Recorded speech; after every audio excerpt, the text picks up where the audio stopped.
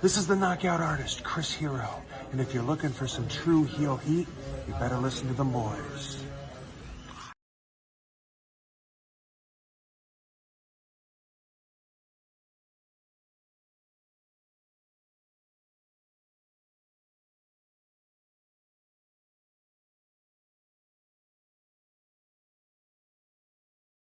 What's up, True Heel Heat? True Heel Heat. What's up? True Heel Heat. All hands on me.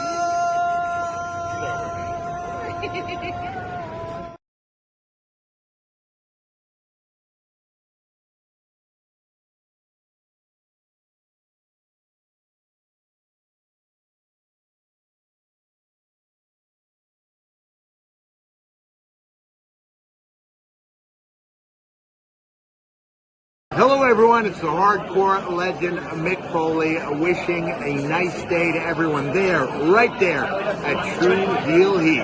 Yeah.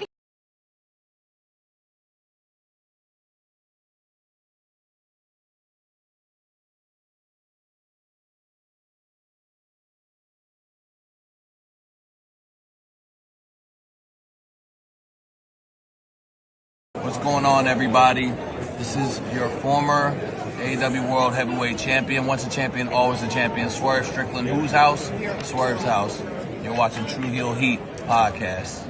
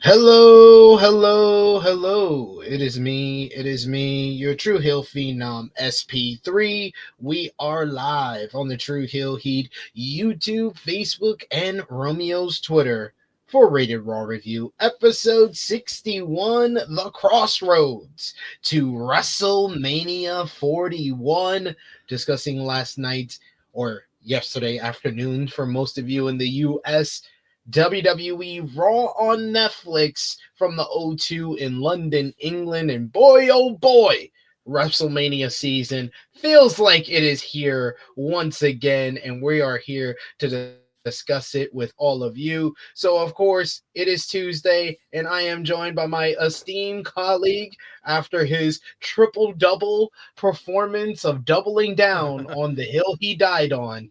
He is the face and ace of the True Hill Heat YouTube channel and everyone's favorite supporter of WWE storylines, Mr. Romeo Anthony Colon. How are you doing? Gonna be a mail it in effort today. This review should be an hour, not 2 hours like the last time. No. We have nothing to complain about. So like very few things, if so. But who cares about me? How about you? You're the one that was in there live in person. Oh man, I had such a great time being there live. I will say we're going to talk about, of course, the opening segment to start off thing. Like, it's not many times I've been to a WWE show and I'd be like, whoa, that was one of the best things I've ever seen live type of thing. Like most of my live experiences over the last, I would say, decade or so, most of my, that was the best thing I ever seen live has come from my experiences going to like AEW, New Japan Pro Wrestling events, Ring of Honor events, of course, as well. But this was the first time I went to a WWE event, and I said that was probably the best thing I've seen live. And that last night's opening segment was the best promo exchange I think I've ever seen live. I would say the best promo segment I've ever been to live is barely has any words in it, but it's the Roman after he beat Undertaker. That whole experience. That was probably the last time that I would say like, I was a part of something memorable. Like as far as like a TV show, it would be that. And I went to the Monday Night Raw in Barclays Center before WrestleMania 30. And it was the week after they did the angle where the police arrested and handcuffed Bryan Danielson, and Triple H beat him down, and then Triple H cut his promo, Mark, your friend Mark at home and stuff like that promo before WrestleMania 30. That was probably, those two would probably be like 1 and 2 before last night. And how ironic, because someone else, Danielson was in handcuffs, and someone else got tied up last night. True. It seems to be a trait of mine of going to these live events. But yes, we got a lot to discuss from last night's show. We appreciate y'all for joining us live. Appreciate y'all for watching us on demand. Remember to show your appreciation back the simplest way possible. You can drop the thumbs up on this video. You can share this video with all your wrestling fans, friends, and family on all your favorite social media platforms. If you are new to the True Hill Heat YouTube channel, hit that subscribe button, hit the bell to stay notified for all the great content here. We got a lot of content that we've been dropping over the last couple of days, with me going to Friday Night SmackDown in the O2. I went to Monday Night Raw. There's a lot of shorts for you to enjoy from my view. A little bit blurry, of course, because I'm on a regular phone. But some live shorts of need to update that Motorola Razr, man.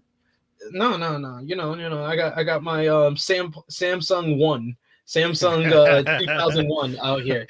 Yes, I put up the promo exchange, a little bit of the promo exchange between Cena and Cody. That's on our shorts right now. Cena's entrance from last night is on our shorts right now. The Cody sing-along that we got to open up Friday Night SmackDown on Friday, that's up on there as well. So a lot for you to enjoy. So go over and enjoy that if you haven't already. And of course, if you are with us live, we appreciate y'all for joining us live. Appreciate y'all if you're watching us on demand. Remember to show your appreciation back by dropping the thumbs up. And of course, you can sound off in the live chat. We love to interact with all of you guys. Hear your thoughts on last night's Monday Night Raw on Netflix. As if you want to say anything about this show, you could sound off, and we'll try to highlight as many of your comments as possible. But of course, if you're feeling generous, you want to get back to what we do here, you want to show your support to the True Hill Heat YouTube channel in the best way possible, you could do so with a super chat donation. Any dollar amount matters. It goes back to the contributors that you see on screen with us here, and we always appreciate the support. I'll be honest with you guys, I thought it was me that had a technical difficulty. I saw Romeo's screen went black and was doing this for a while, so I was like, I'm gonna keep talking through it in case I am frozen, I thought it was me. I was just explaining to the people. Oh. I thought it was me that was messed up. When I saw the black screen in the screen, I was like, okay, when is mine gonna turn black screen and do the circular thing? So I was like, I'm just gonna talk through it until I'm told otherwise, until the chat tells me anything. So I was glad you popped out to let me know that it was not me. Appreciate you for that. StreamYard kicking me out early. It's gonna be that kind of review, huh? All right, cool. And of course, send those super chat donations. We like hitting those goals. We did a AE Ramble Q&A last Thursday. We'll be doing a Q&A after Saturday's True Hill Heat flagship podcast. I believe me and Josh are going to be doing that for this coming Saturday. We hit our goal on last Saturday's flagship podcast, and we're going to do a call-in episode for the flagship podcast in the weeks to come. So be on the lookout for that. And maybe if you hit the goal here, we can get Romeo to do some Romeo Mania. I know he's probably already thinking about doing it, but let's give the people some type of involvement in making that happen. Hit our goal for today's show, and we'll make sure that Romeo does his Romeo Mania as it's his birthday week. Happy birthday, Romeo. Oh yeah, thank you. Aries season. It's all Charlotte Flair's birthday this week, so you know. There you go. And Also, it's Randall Yes? Keith Orton's birthday today. He turns 45 years young. Happy birthday, Randy. You're like family, Randy, honestly. You are. I serenaded him on Friday when he came out. I was singing the song. I hear voices in my head. They ain't Yeah, talking singing to the shit out me. of a lot of karaoke on Friday and Monday. But even with the Absolutely. music off. So Absolutely. let me ask you two things. How's the arena, and how was the fans? The fans are great in the O2. I thought the fans on Friday, and I thought Friday definitely they were the best part of the show, and it made the show more fun than if I would have watched it at home. At home, I think I would have ripped this show apart because it wasn't much outside of the opening segment and the closing segment. Yeah, and last night they were awesome as well, but we got a much better show last night in comparison to Friday night. But to also give his opinion on last night's show, we have our third member of our Rated Raw review team. It is Top Guy JJ. How are you doing, Top Guy? What's going on, y'all? What up? How y'all doing? Doing Did- well. did- Doing well. Did you make it? Yeah. Did you make it to I'm the here. show last night? Oh, last Yeah. night? Yeah. Yeah. Awesome. Yeah. What's up? So you sang along? You did the sing along last night? Absolutely. I sang Cody's theme song. I even though I was part of the Let's Go Cena fans, I still sang John Cena sucks because that's a show of respect, he told us before. So I sang that. Yeah, so it was a good time. I was just telling Romeo, the crowd there is hot. Like I've been New York crowds are usually good, but I've been in part of like New York crowds, especially like in Barclays Center, that haven't been the greatest. I always think back of the anniversary. What was that in 2018, the 25th anniversary of Monday Night Raw? That wasn't the greatest crowd. But this, like both times in the O2, awesome crowds that are into everything, excited to see everything, and want to sing and do unique chants to pretty much anything and everything. So I enjoyed myself both nights. So I'm thinking between Friday and Monday, you didn't get to do like the full Jey Uso entrance, did you? I was just on In the Weeds, and I said I was gonna bring that up when we got to the segment. I was like, London was not happy. They did not get Yeah, I'd be pissed too. I either two day. shows and I can't do it once. Either day. I was like, I would be a part of that. I was like, I literally put out on my social media my reaction to everybody singing the Seth Rollins theme song. Yeah. So I was like, I'm not gonna join in that thing. I joined in the Cody sing along, but I really wanted to yeet. I really wanted to yeet and critique people next to me for not being on beat or not. But I didn't get to do that. So between both shows, I feel like you got the full WWE TV show experience. You know, a lot of entrances and singing and a good match here or there. A lot of promo segments. I'll be honest. Friday did not have a good match. I think the best we got was a fairly decent Street Profits versus Pretty Deadly match. That's it. Yeah. Well, Randy Drew was okay, but it was too short. They knew what That they were sucked. doing. That sucked. I'll be honest. That sucked. That's jeez. sucked. They did not try. It wasn't even good. Wasn't That shit was decent. a, It was that shit was at, a house show at match. the at the best. It was passable. That shit was a house show match. Yeah. That's some shit they do to just stay safe and just say they were in attendance and they did their job. The main event last night was probably the best match you saw, right?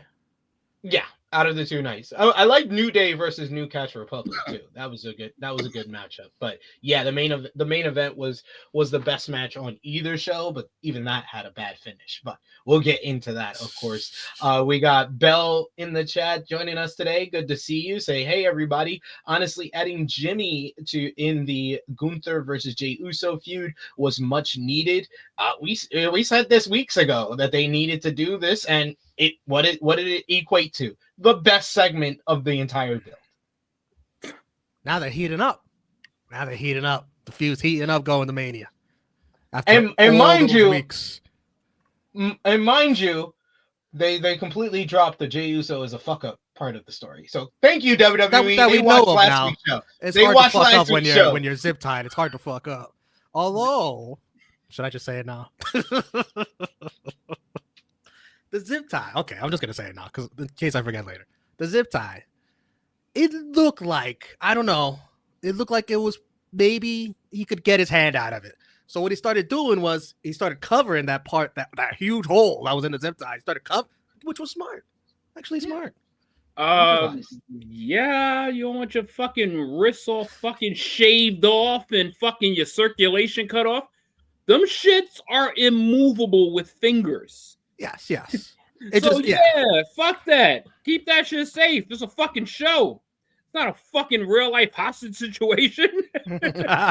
Should feel like it, right? Should feel like it. Feel his fucking wrist getting shaved off and shit.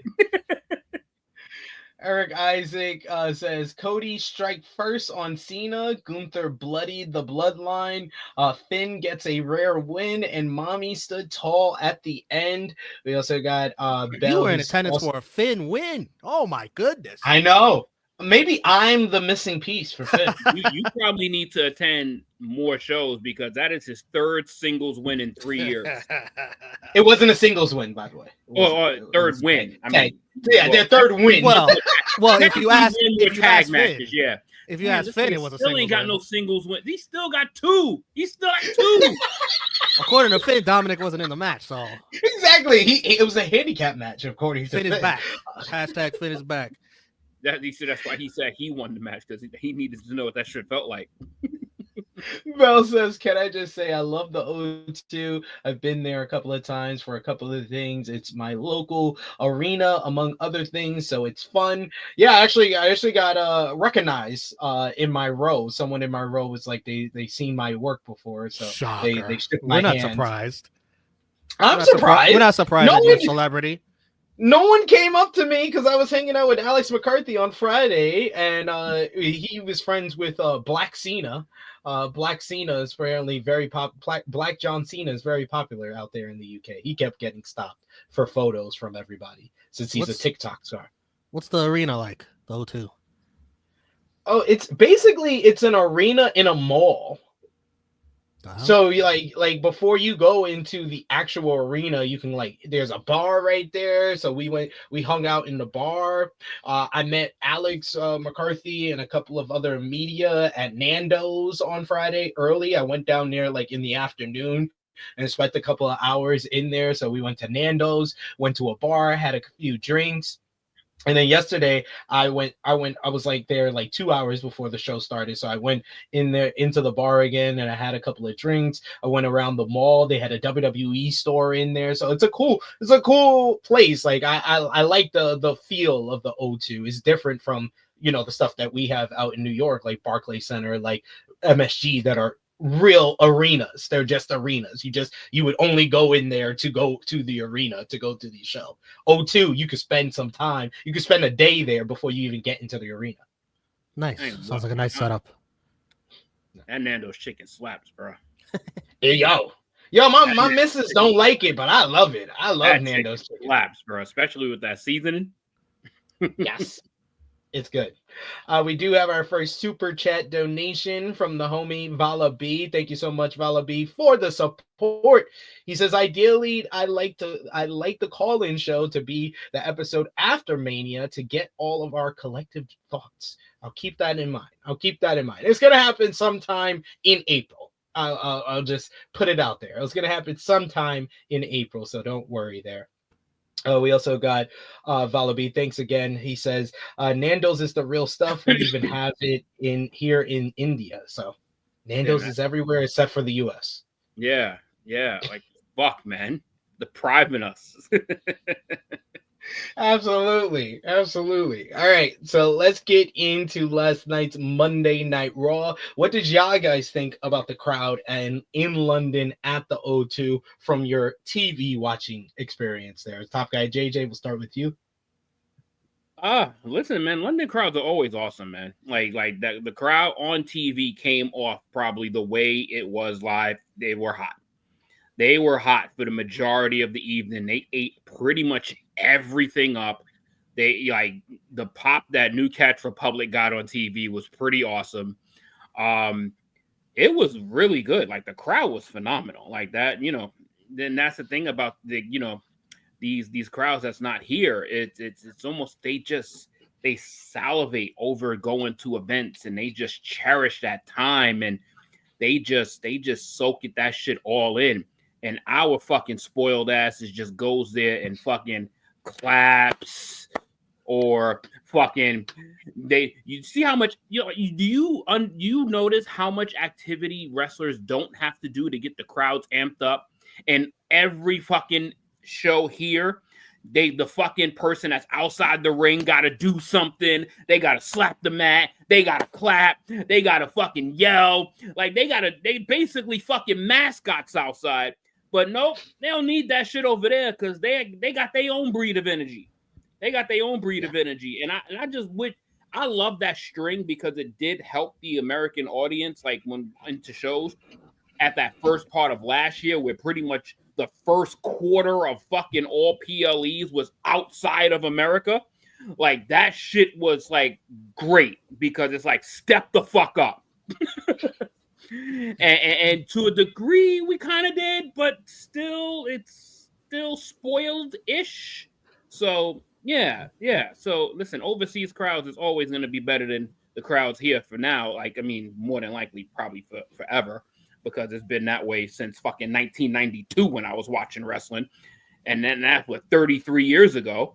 Or so yeah, overseas crowds are always better, and they will continue to be better. What about for you, Romeo? Yeah, I give you guys like an 8 for last night and Friday, and the good thing, JJ, is that they pretty much chose the right city, U.S. city, to come back to on Friday, which is Chicago. that's a smooth transition at least, and then it's off to the towns all doing what chants again. Here we go. Can't wait. Yeah, back to fucking Minneapolis next week. Like, here we go. Boring ass people in Minneapolis. In living color. You'll see the spoiledest. There were a few chants last night that I couldn't quite make out. I'm sure some of them had wanker in it, but I don't know. Yes. Maybe you can fill in. Gunther, you're a wanker. Dirty Dom, you're a wanker. They did the Cody Rhodes, but they did it to Dirty Dom, Dirty Dom. They did it with Io Sky too. It fit perfectly. Yeah, Io Sky. You gotta have a right amount of syllables in your name for it to be pulled off. Yeah, for it to make sense. But at least they put it's like they fucking have this collective gathering or some shit when they get to these things, and they're just gonna start it, and then everybody else is just gonna catch on. But Io Sky ain't getting no fucking chance in Minneapolis. Let's see. We'll see. She'll get an initial like when the music hits, she'll get like a little cheer. But yeah, there's gonna be a major difference next week in the crowd. That's why John Cena definitely going. No, he's not going to be in Minneapolis. Fuck that. We did see Rhea Ripley, Io Sky, Dakota Kai, Bianca Belair, Logan Paul and his cronies, Jay and Jimmy Uso, and Gunther all arriving at the building earlier today. There was a long shot of the sold out crowd. And the crowd knew what was going to be the opening segment because they watched the past 2 weeks. So there was loud, even before the intro for Monday Night Raw started, there was loud, let's go Cena, Cena sucks. Let's go Cena, Cena sucks for like the 10 minutes between the WWE main event taping and Monday Night Raw. There was a lot of that. So then finally when you got the long pause, we got the loud dueling Cena chants, and then John's music hits, and man, I haven't heard this loud of reaction. Just a mix of cheers, boos, just loud reaction for a person quite like John Cena. How many people had the Cena shirts? Oh, so many people. They had 2 pairs of them. Like on Friday for SmackDown, they only had the blue one, but this one they had the blue and the red one for this one. So Cena comes out first. He gets a huge loud reaction. He's in the ring and he's soaking up the chants of "Let's go Cena, Cena sucks." It looks like he's about to talk when the music of Cody Rhodes hits, and Cody just always gets the huge reaction, and the fans loudly singing his theme song. They really kind of just he's beloved in London. It feels like from his appearance on SmackDown and the appearance here. The fans are even singing his song after the music cuts, and then they stood around for a minute while the fans sang Cody Rhodes. Rhodes then gets on the mic and he says he's going to be the first to talk, and he knew Cena would try to cook him and wanted to know where he would start. He said maybe it would be his list. You know, he says stuff with an S very, very weirdly, like he has an S word for him. What about Stardust? We get a loud Stardust chant from the crowd. Rhodes says that it must bother Cena that Stardust was his final WrestleMania opponent. Maybe Cena would insult him for having an arm tattoo on his neck. Once again, they start singing Cody Rhodes, Cody Rhodes. Cody also brings up maybe Cena would insult him for being booed in the company that he created. Rhodes knew Cena wouldn't bite on any of that, though. Rose might even be struggling with the idea that Superman was dead. We get another let's go Cena sucks chant. Cody says Cena has lied to the fans the past 2 weeks. His words did not match his actions. Rhodes recalled riding with Cena years ago, and the two of them sang in the car together. Cody knew Cena cared about the fans, so he wanted Cena to finally explain really why. Cena gets on the mic and he says that he would not reduce himself to punch down to Cody's level. Cena wouldn't protect Rhodes because he's been protected long enough. Cena wouldn't cook Cody, he would bury him. Just like he's buried everyone else. You know, all the fans have accused him for years of burying other talent. Cena simply says, I am talent. And what I bury is mediocrity. Cena didn't care about Cody's lists or his failures. Rhodes manipulated his way to the top, and his ego outmatched his ability. Cody rode the coattails of Cena's success. Cena was so great that WWE was able to hand the heartbeat of the organization over to his chauffeur.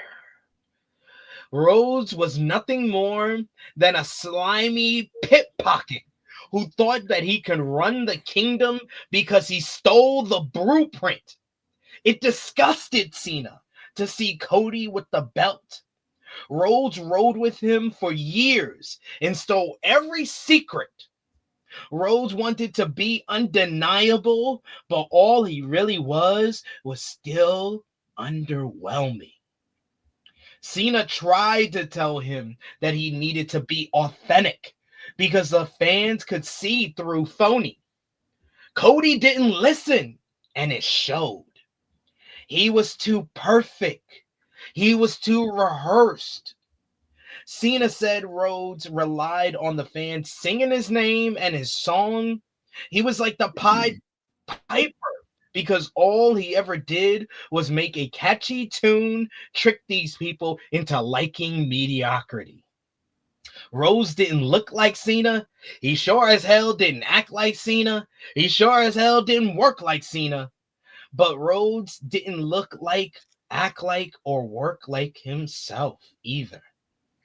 He was a generic mix of every superstar and TV show he ever loved. He was still a kid who was afraid of public speaking. Nowadays, that was enough to trick these people. Cena worked too hard to make the belt a symbol of mastery, to have it paraded around by a paint-by-the-numbers Nepo baby. That was so into himself that he had his wrestling gimmick tattooed for the world to see. The problem with Rhodes' tattoo wasn't its location. It was that it made him look like a common fan, just like everyone else. Cena advised Cody to go to Fanatics, buy a toy belt after WrestleMania because the last real champion was taking the title home forever. He would expose Rhodes for an errand boy who just got lucky. Cody took all those bars and he says, Cena might be right. Maybe he was chosen, but he was chosen by the fans. They chose me. Cody wondered if Cena could ever say the same. Was it the fans? Or was it one guy in an office who isn't here anymore and we can't even talk about it? Oh. Cody was indeed a wrestler just like his father. And if anyone was a company creation, it was Cena. People were afraid of Cena on the mic, but Rhodes wasn't, because Cena had more dick in that promo than he has in his jorts. Big cheers for that response. Cena insulted him for acting like a 16-year-old taking public speaking lessons, while Cena was the one hanging out with Zac Efron wishing he were 16. Never seen it. Ricky Sanicki reference. Cena created so many disenfranchised fans that he made it easy for Rhodes to pack up and go elsewhere. He told Cena not to act like he left the business better than when he found it, like he cleaned his room before he left and went to Hollywood. And between the two of them, Cena was the one who sold out to The Rock. Big cheers for that. You sold out chant respond by the fans. Oh, remember that part of the story? Oh, absolutely. Only took him 3 weeks. Cody then says Cena was still his hero, but he was also a piece of shit. Piece of shit chants from the fans follow. Damn, multiple curses. Absolutely. Cena then gets back on the mic and he says that Rhodes' brain was full of feces and not fats. He works 100 times harder than Cody ever did, and he was never protected from the fans or a superstar taking their best shot at him. Everyone took their strongest swing when he was in the ring, and no one has ever been worthy enough to put him in the ground. So what did he have to do? He just did it all himself. Cena always made things great. No matter what garbage they gave him, Rhodes had to leave because his best couldn't wipe Cena's ass. Cena says He made empires for billionaires, while Cody only stole money from their kids. Huge reaction to the Sheesh. AEW and Tony Bars! Khan reference. Fucking bars, bro. Cena ends his promo by telling Cody, "See ya at WrestleMania, champ." Before Cena could leave the ring, though, Cody wanted him to know one thing. Never once has the fans chanted at him, "You can't wrestle." That got under Cena's skin. The fans start chanting, "You can't wrestle." Cena acted offended by this, re-entered the ring. It looked like they were about to brawl, but Cena smiled and looked like he was going to walk away, but he attempts to go for a cheap shot. Cody catches him, gets him in position for the crossroads, and drops the number one contender for the undisputed WWE Championship. The fans start chanting for Cody, screaming his name, singing his name as Cody does the Bullet Club symbol, kisses it, does the Kenny Omega gun pose, and then signals at the WrestleMania sign that he will see John Cena on April 20th in Las Vegas.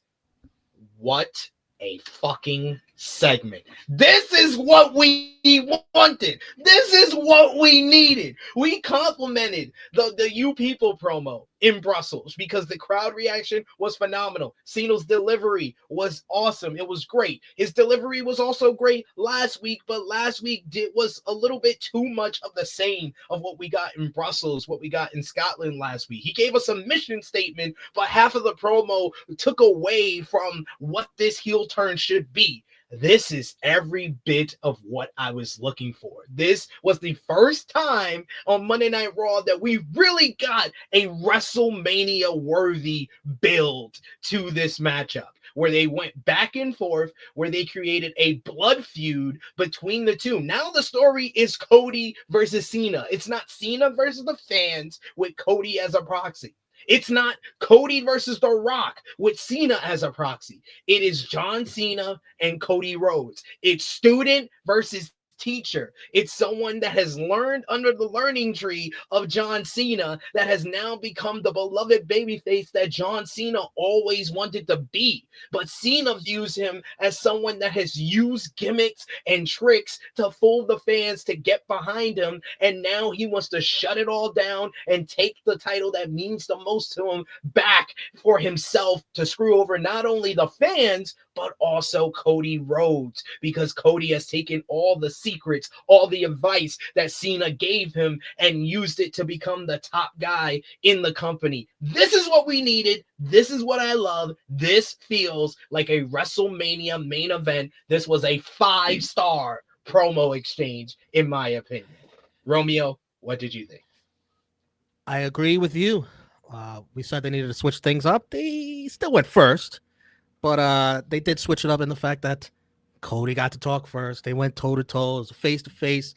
The insults were more personal. Cena's not going after the crowd anymore. He's going after Cody. That was good. We got physicality. I said there needed to be something physical this week. We got that. The digs were great. This was really good writing in this promo. Like, a lot of the digs are like, you could see, like, ooh, that might hurt him. Ooh, that might hurt him. A lot of great stuff. But in the end, listen, now what? Now Cena's gone for 2 weeks. That's it, folks. That's it. That's the build. Hope you like it. We'll see you. They gotta give us a surprise appearance on the Go Home Raw. They got to. I hope so. Man, that Vince line without saying his name, it got some oohs from the crowd, like ooh. And then the billionaire's kid line, ooh, beautiful, beautiful stuff. I still feel like they haven't, especially if it's only going to be 3 segments, like they still got so much more story to tell. And I think it's because, I'll keep saying this, I think Cody is Cena's retirement match at the end of the year. And I think they come back to this and then they'll have more material to work with. So I think that's why to me it feels like we're still missing more. Even as perfect as this was, I feel they could go even further. And I think that's being saved for later down the year. But yeah, really enjoyed this segment. Absolutely everything it needed to be. It's the best out of the 3. You want to go out with your best segment. That's what they did. I think there's one surprise Cena appearance that he's not advertised for. I hope so, because that'll be kind of whack. The next 2 weeks it's just Cody and video packages. Like, yeah. Or at least give us The Rock. At least give us The Rock. If you give us that, yes, The Rock can be a proxy. He'll be a damn good proxy. He might be a rambling proxy, but he'll be a proxy. Yeah, I did like the start with Cody becoming Sea Rabbit from 8 Mile. Says, I am white. I am a fucking bum. Wing did fuck my girl, but I'm still standing here saying fuck the free world. The free world. Top guy JJ, what did you think about the Cody Cena opening here? Patience, man. Patience. That's what motherfucking wrestling fans lack. Like, this right here was absolutely phenomenal. From just the start of it, I do wish that this closed the show, because this would have just been, because this is a perfect way you close the show. Leaving Cena laying, Cody kissing to the WrestleMania sign with the Bullet Club salute. Like, that's how you close a show. That's how you close a show. Like, but oh my God. So, you find it took one extra week, but you finally got the angry John Cena. You finally got the angry one. You had the hurt one for the lad. You had the hurt one. I guess he was hurt. Then next week he was confused. And then this week he is just pissed the fuck off. Like, now he's pissed off. Now you got, and it's like you could tell that he still has more material in that brain of his that he is ready to unleash, because props to Cody, he fucking took that shit, because that is like that would be like the symbol of what John Cena's promo was that ends most people's fucking career runs. It took a pandemic for Roman to recover from the promo that he gave him in 2017. And The Miz has never recovered from John Cena's cooking either. Like, oh my God. Like, when John Cena gets on a heater like that, bro, even The Rock couldn't take John Cena's heaters. Like, even The Rock got personal. Even the freaking London crowd that was booing him, they all cheered him after that first bar. After that first bar, everybody was like, yeah. You couldn't, because it's like, yo, is this the week where we get the bars? Like, is this the week that we get it? And don't forget Austin Theory. You people in London were so fucking blessed and lucky to have that segment in that fucking city there, like over there across the fucking water, because this is literally what they deserved it, because I don't even know if an American audience would be able to know how to fucking react to that. What? It would, like but like the I don't bury talent, I am talent. Like, and I bury mediocrity. Like, and it's Austin like Theory. It's Cena lying. He ain't lying. Like, the people these are mediocre. The only person that would probably be like, all right, you know what? He shouldn't have done that would have been Bray Wyatt. But everybody else kind of was like in line, pretty much, with what he said. Like, a bunch, they fed him shit. They fed him Ryback. They fed him they fed him this shit. He had a feud, with all respect intended. He had a feud with Mark Henry. Like they fed him all of this shit. And he fucking rose above all of it. Like, it was so factually correct what this man was saying.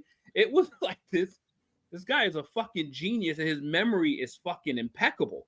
Like, he just knows how to deliver it in a way that it just, like, you could see what he's saying.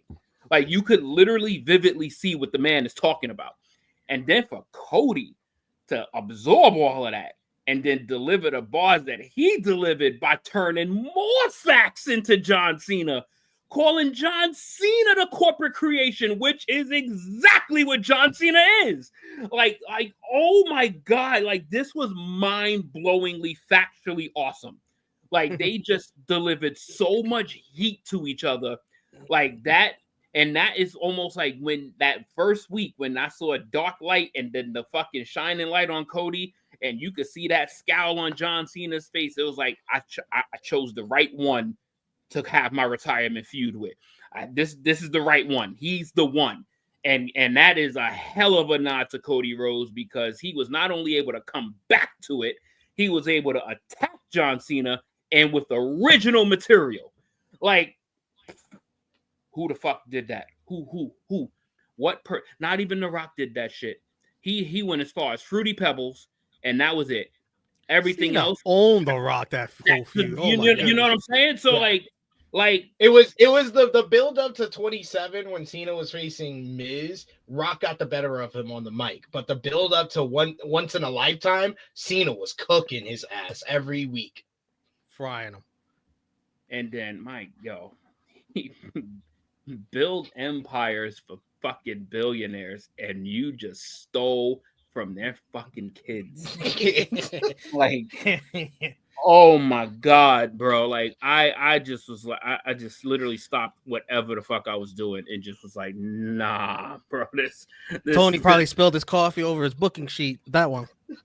You know, that 50 Cent meme came out like, fuck you say something.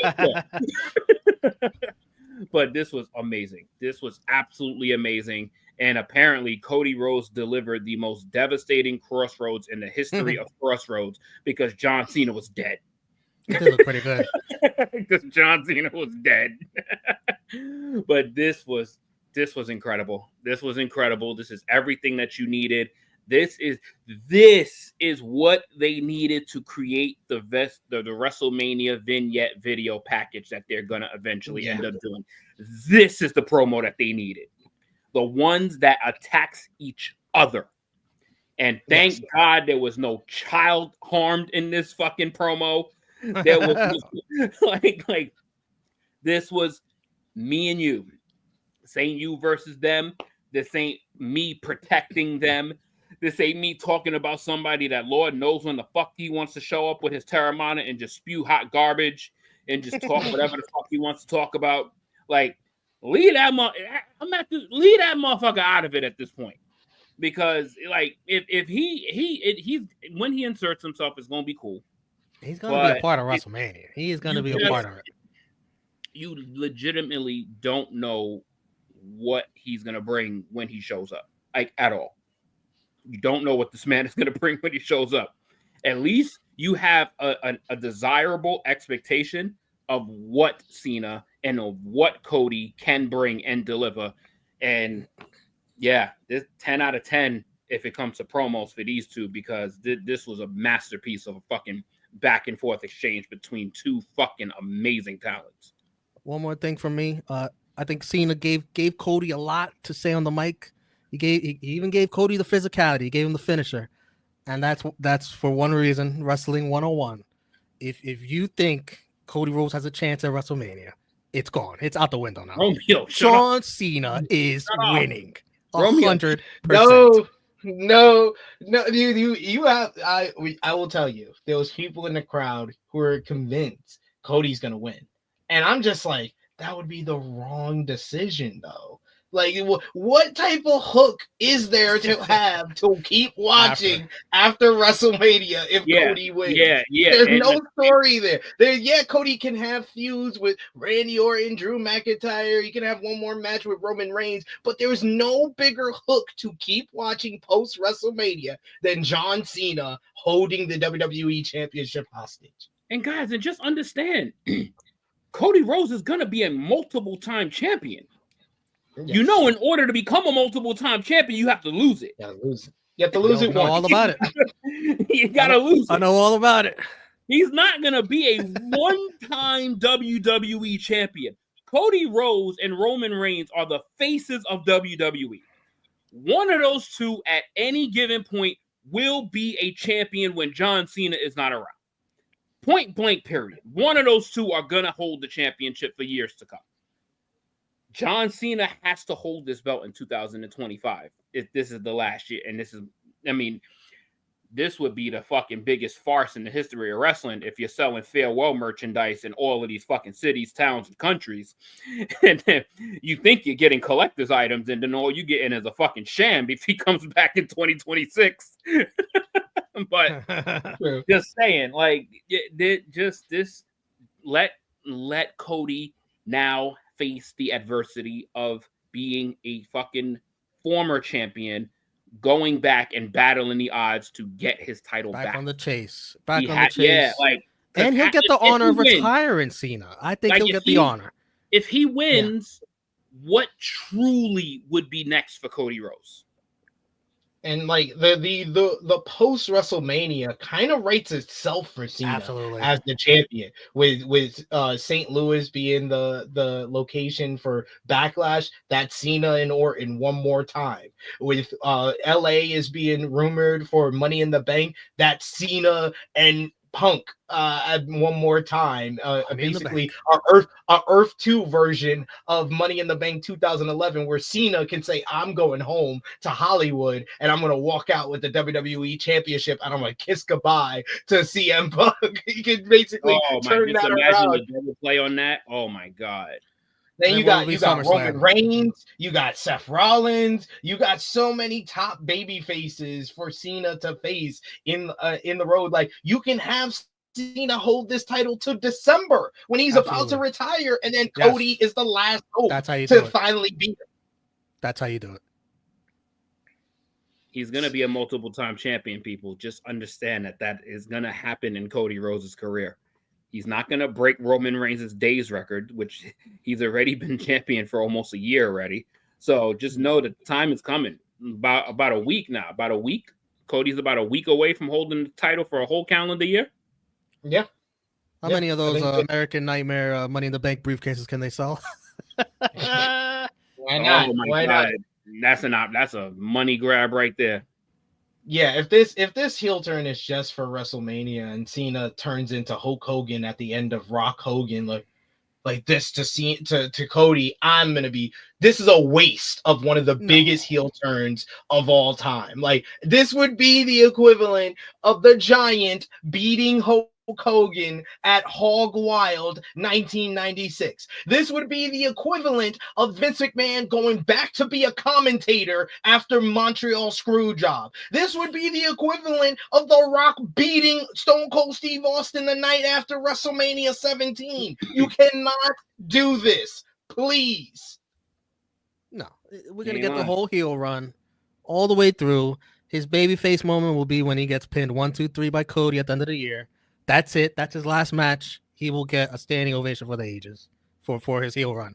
And I think it's going to be a hell of a heel run this whole year. I think we're in for quite a ride, quite a lot of fun. Yeah, it is. It is. And I had that whole debate with Joel Pearl over on Fightful Overbook when he tried to say, oh, yeah, they don't want to turn before the Cena heel turn. He was like, they don't want to turn Cena heel because it's going to hurt his merchandise sales. Man, I saw every motherfucker in that building with a John Cena farewell tour shirt. That shit has not stopped people buying his shirts at all. He's got a new shirt every week, and this shit is selling off the shelves like crazy. Oh my God, this guy's swimming in money. And it's not just shirts. It's hats, wristbands, headbands, towels. So many people with the whole outfit. I saw a father on the train with his 2 kids. His kids had the foam fingers, and he had the whole John Cena paraphernalia on. This shit has not stopped the merchandise sales at all. It's just gonna make it even bigger. And you know what's funny is that you can't get the full John Cena look unless you buy 2 sets of armbands, because he wears 2 sets. Yeah. This guy's just a money-making genius with this gear. Oh my God. You gotta admire it. So before we wrap up and move on, who won the promo battle? JJ. John Gotta Cena. pick one. John Cena. That's fair. I disagree. Romeo? I think he delivered his shots for sure, but Cody won. Cody got the last word, and he got the physicality after. Said promo battle. Yeah, I'm gonna be the tiebreaker here, and I agree with JJ. It's Cena. So Cody saying that last night, that last line didn't mean anything because yeah, he got chanted you can't wrestle, but guess what? John Cena won every single time he got told he can't wrestle. So it doesn't mean that didn't mean anything. That felt like Cody was more gotten to by John Cena's last line that he had to go even more petty and to try to get under his skin. Cena had the best line with the "I built empires for billionaires. You steal their kids' money." That's the best line of the whole entire promo exchange. He won the battle. Why don't try to agreeing with me? That's fair. That's fair. They're Cody marks. Oh, will you stop? Well, we could both agree that they both definitely brought in. It was great. Cena went from being the most hated man in the entire building to literally getting fucking defying cheers after his fucking promo. You let me know what happened. Yeah. Cody got him back too, though. I think Cody went toe to toe. It was a 10-9 round, but still, I'll give the 10 to John Cena. Sounds like more of a draw than anything. We're pretty split. There you go. But yes, we're hopefully they know how to follow up with this, with Cena not advertised for the next 2 weeks. We shall see. You get a Cody promo, and then you get video packages. That's what you get. Watch. I hope not. I hope not. We get New Day out next as also we had Michael Cole, Pat McAfee, and Wade Barrett on commentary, which Barrett he put out a tweet that he was sitting there like, why fuck me though. You bury mediocrity. I'm mediocre. That's right. A New Day comes out. They cut a promo up to the London crowd that they should be blessed to see the New Day.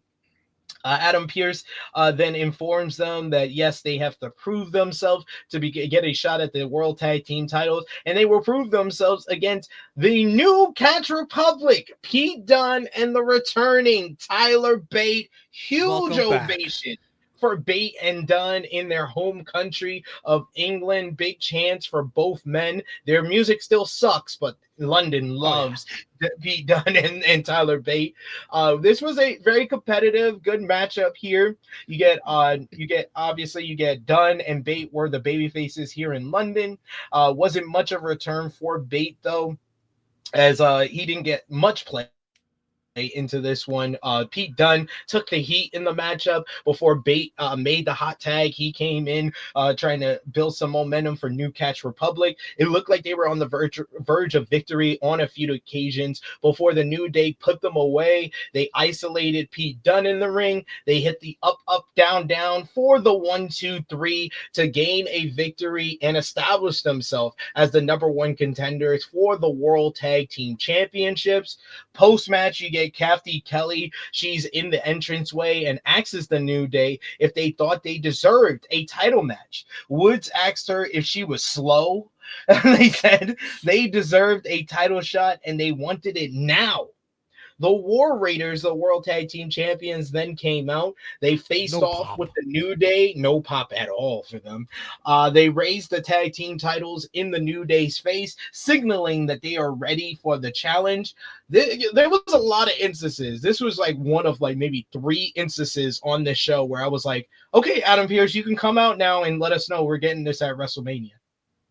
No? Oh, no? Oh, okay. I guess you could just announce the matchup. You were just out here to announce the new Catch Republic. You can't say the New Day are now the #1 contenders. They'll face War Raiders at WrestleMania.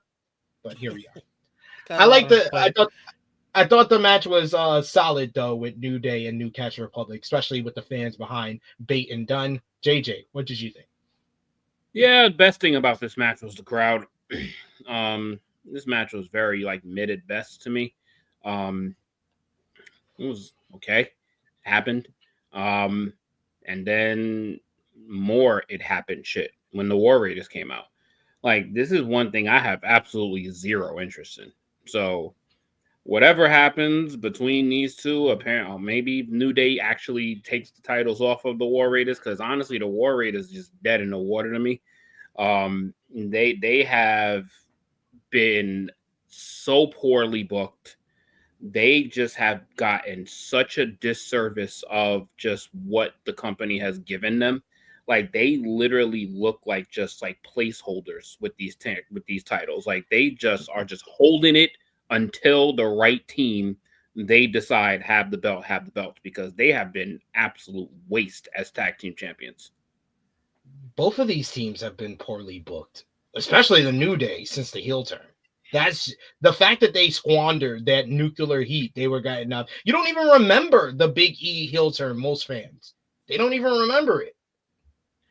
I mean, I think you remember it. It's just now what they've done since. It's just been so ass. It's like it's the thank God for the New Day and all of that shit. That shit went away really fast. Like, it's just there. Yeah, it just happened. It's an element on the show that took place. I guess something to cool off the crowd. But then you got the New Catch Republic pop, so that was cool. But yeah, it happened. It's like that heel Romeo, what you turn. think? It's like that heel turn the New Day did would have been better suited if it was so much closer to Mania, but it was so long ago and it was directly timed with the New Day anniversary. So it's just such a long time ago. They had so much time to kill. They killed time by not even putting them on shows, just having them not want to be on the show, like because they knew they were gonna get booed. It's like, I'll be here next week. Like, too much stalling, and it kind of cooled off. So, but they're probably still gonna be the tag team champs of Mania. So This is becoming a colossal waste of a heel turn. They need to heat back up. It's nice to see Tyler Bate back. Tyler Bate, one of the luckiest guys with all the Riz dating Sol Ruka. This guy's got a resume, man. What a resume this guy has. This guy's got a stacked resume. I admire you, Tyler Bate. Tony Storm, Liv Morgan. The list goes on and on. He's got bodies, bro. He's got bodies. He's on his CM Punk. He's on the CM Punk level of Riz and the amount of bodies he got on his resume. But before we get into the next portion, we had some stuff that went on during ad breaks. Yeah, Jackie Redmond interviewed Ludwig Kaiser.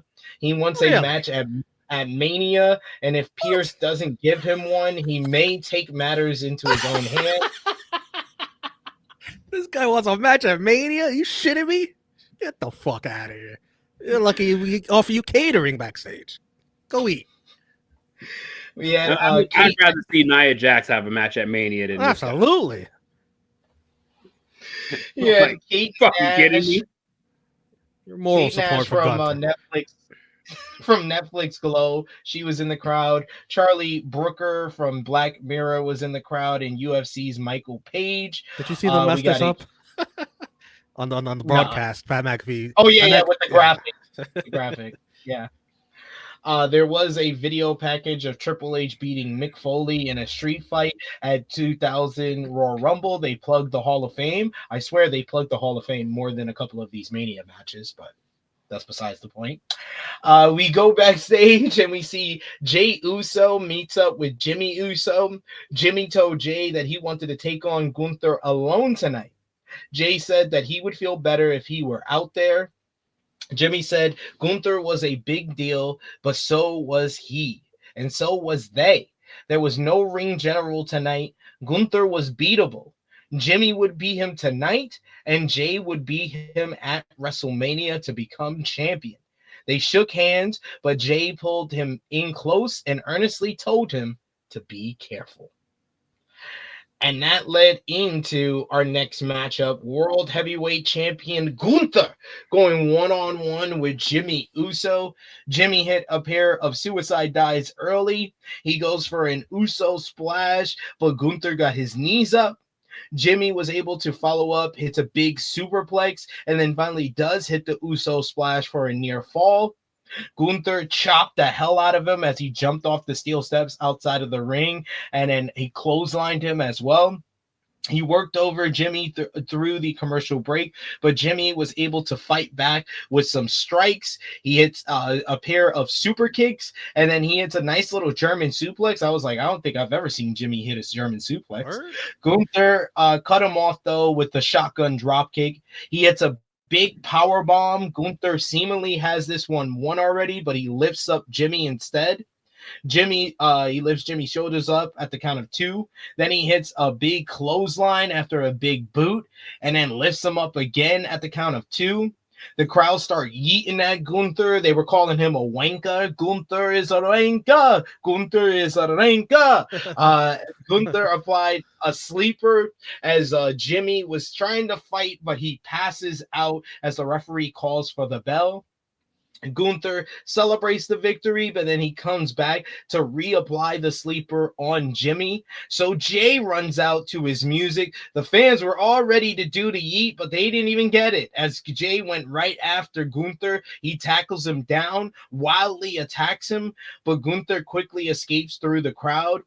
During an ad break, and I could tell it was an ad break by how long they were having him check on Jimmy. Jimmy was heavily selling the damage from the sleeper hold as Jay and the medical staff, which included Rio, the independent wrestler, were checking on him. As the timer for the commercial break counted from 10, the crowd began to buzz because I was right at the section that could see Gunther walk his way back. He was running up through the crowd, so you could probably tell watching it on TV that he was going to come back as he ran through the crowd and then comes from behind Jimmy and Jay as Jay is helping Jimmy walk towards the aisleway. Gunther attacks from behind. Security tries to stop Gunther as he attempts to powerbomb Jay on the steel steps, but instead powerbombs one of the security guards on it. He then grabs zip ties from that security guard's pocket, and Gunther zip ties Jay to the ring ropes. He then chucks Jimmy into the barricade. He poses with the World Heavyweight Championship, taunting Jay as the fans called Gunther a wanker once again. Jimmy got up on the apron. He boots him down one time, and then when he gets up again, he hits him with the World Heavyweight Championship. Gunther continues to taunt Jay, but then Jimmy reemerges with his face all bloody. Gunther powerbombs him right in front of Jay. Jay desperately tries to rip the zip ties off. Gunther wipes Jimmy's blood on his chest and then tastes it before spitting it out. Gunther then placed Jimmy's bloody body next to Jay as Jay is reaching out for his brother. He then locks on a sleeper right in front of Jay as Jay reaches for his older brother once again. You hear Gunther screaming as Jay is screaming at him. He places him as the announcers wonder where the hell help was. Officials finally stepped in and tried to stop Gunther from this horrible beatdown as Jay is desperately trying to scream for him to stop. This was an absolutely tremendous post-match angle. The match, it was fine, but the angle overall was wonderful. This was old school heel heat. Gunther bloodying Jimmy. This is the importance, and this tells you why we went years without effective heel angles like this, because their refusal to use blood. The fact that that restraint is totally out there. You get great angles like this. That's the best thing Jay and Gunther have done to build up their WrestleMania match, as it really gives Jay the motivation that he needed to fight back against Gunther. And they listened or they watched Rated Raw review last week, because there was no signs of Jey Uso, bad wrestler. Jey Uso, oh, he's so in his head, he's slipping in the ring. There was no signs of that. It became something that you can really sink your teeth into, as someone that he loved was bloody and brutalized by the man that he hates, the World Heavyweight Champion, that now he has even a greater reason to fight back against Gunther at WrestleMania and take the World Heavyweight Championship. And Gunther was absolutely phenomenal here. He came off like an absolute killer. This looks like an absolute beast, this picture here, with all the blood on his body. Oh my God, he's a killer. This was fantastic. This is the best Gunther has looked as World Heavyweight Champion in this one angle. Romeo, what did you think? We are so back. We are so back. This was my favorite part of the show. I enjoyed it more than God, they listen to your ass. They did listen to me. They did listen to me because I called this weeks ago. I said Jimmy was getting involved. I said Gunther needed to kill Jimmy. And that's what we got. I just didn't expect the blood, which, oh, baby, the blood makes everything better. Everything needs a little color. That was awesome. Jay, I wouldn't say, they could still go back to that SB3. Jay didn't have to wrestle. He could still mess up. It's still. God. I'm just saying. Don't think it's gone. Don't ruin this. Don't ruin it. I'm completely gone. No, I'm giving wishful thinking that this is all that part of the story is dead. By the way, they got me. They got me good here. I was ready to complain because when they went to the ad, I was like, "That's it. Gunther's not gonna beat him up more." Like I wanted a full beatdown. I was ready to complain. Well, you got your wish. Then, they faked me out because he does come. He tags him. The zip tie.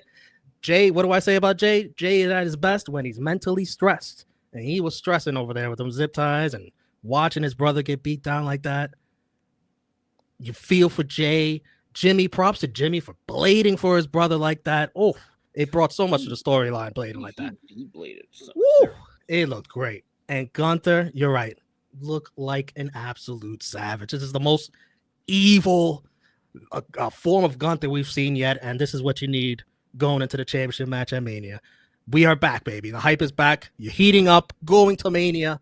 Now you got to fill 2 more weeks, though, but I think this should be easy. JJ, what is that? Fuck that ring being sacred shit. That's the animal we fucking needed. That is the animal we fucking needed. And you know what? Yo, Jimmy Uso, thank you so much, sir. Thank you so much, sir, for making this an interesting WrestleMania storyline, even though you're not in the match. You, my friend, has been an unsung hero, MVP candidate of this entire fucking show to me. Because of what Jimmy sacrificed and what he has done over the episodes of Raw, the 2 episodes of Raw, he alone has reinvigorated this entire fucking story. Him alone did all of that, and all they had to do was play along. Like this was so good, and you got finally somebody that is, and I unfortunately, you guys didn't get to yeet over there, but this was the week to not yeet. Like, this is the week to be pissed off. This is the week to fucking have to prove yourself. This is the week to fucking give yourself confidence that, yes, I can fight this man and beat him. And, yeah, you got a quick little upper hand on him. And, boy, did that shit come at a motherfucking price. Because good I hope Lord, that slap was worth it last week. Like, but the culmination of these 2 weeks for Jimmy Uso has been amazing. Like, Big Jim came through for his brother and this championship rivalry. Like, he turned this into a rivalry. Jimmy Uso turned this into a fucking rivalry. Before, it was just a fucking WrestleMania Royal Rumble winner going up against the World Heavyweight Champion, and they ain't know what the fuck to do with each other. And then you insert Jimmy Uso, this shit becomes personally amazing that quick. Like this and that picture of Gunther, oh my God. Like, greatest world championship shot of his life. Like, that is a t-shirt right there. Like, badass looking motherfucker right there. You could make a fucking shirt with that tri-shot right there with all 3 of them there. Oh my God, that was incredible. Absolutely incredible. And now, thank God, this has absolutely killed that fucking wrestler shit. This has killed that bad fucking athlete. This has killed all that shit. Because now, for these next 2 weeks, he is going to be pissed off. Like, these next 2 weeks, this ain't going to be no happy Jey Uso for these next 2 weeks. And this is what we needed. We needed this shit to matter to Jey Uso and not him pleasing people by fucking throwing his hands up and down, acting like he's not in a WrestleMania championship picture. He is in a WrestleMania championship picture, and now he is going to finally act like it. And I can proudly fucking wear that shirt that says WrestleMania main event Jey Uso and fucking main event back to root. Hey, That's his name. That's not where he's at. That's his name. Not where he's at. But that's his name. And you know what? Listen, the powers that be, when you got CM Punk and Roman Reigns, they ain't shit. Your hands are tied. Your hands are tied. You ain't going over those three.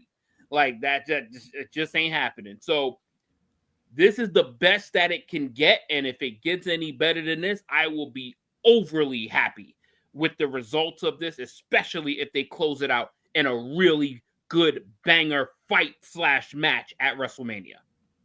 Yeah, they got 2 more weeks. I won't say this one angle saves the entire build, because you can't have 3 weeks where they really define the world title feud down, and then last week, which was that whole direction they were going, was just totally the wrong direction. This is on the right path. They have to stick the landing for me to say they saved this feud. They saved the build. You know what, SB? Thank God they watch this show and they listen to us. We appreciate you, Paul, for watching Rated Raw. Because the story that my man was selling last week, bro. I told you they were gonna do this weeks ago. I told you this was the direction. We all said weeks ago that they needed Jimmy in this. From your fucking take from last week. That's still part of the story. He still has to find confidence within himself. It's not a part of the story here. Yes, it is. Just because they didn't trust it last night, it's still part of the story. He still has to get his confidence back. This is gonna help him. He just saw his brother get decimated. This ain't nothing to do with confidence no more. It's like now it comes automatically. I gotta get my get back now. Yeah, now it comes I gotta automatically. get my get back. That motherfucker damn near murdered my brother. This ain't about wrestling no more. This ain't about me fucking yeeting the people now. I gotta fuck you up now. Gunther accidentally helped Jay by doing this. He helped him. Accidentally helped him. He woke a sleeping beast. But as long as that's the only accident. But he helped himself. Gunther helped himself, because this rivalry now can mean something.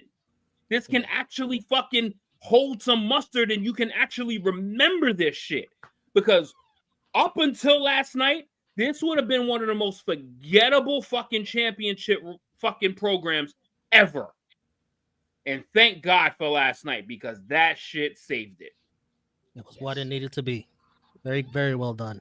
My favorite part of the show. I'll say it again. I say it's up there. I say every great episode of WWE TV needs 3 major things. Cena Cody was 1, this was 2, and the main event was 3. So I'll give them that. This was a great episode. That's all we've complained. We've complained this whole time. It's all of these fucking other nonsensical elements involved in this feud. Like your fucking Tozawas and your fucking Maxine Dupree's, your fucking Grayson Wallers and Austin Theory. All that bull. Get all that shit out of here. Like, what the fuck made the Jey Uso and Roman Reigns thing so epic was the ingredient of Jimmy Uso. I feel like they probably always had that as the ending of the story, but and the rest of it was just like, fuck, how are we gonna kill time? Yeah, 8 weeks of time. A lot of this shit, and even with me saying that the third thing was the main event, it does feel like that's dragging, and they're just trying to drag on for time that they have for WrestleMania. But we'll get into that. But speaking of the WrestleMania Night 1 main event, there was a video package of the SmackDown angle with CM Punk, Roman Reigns, Seth Rollins, and Paul Heyman.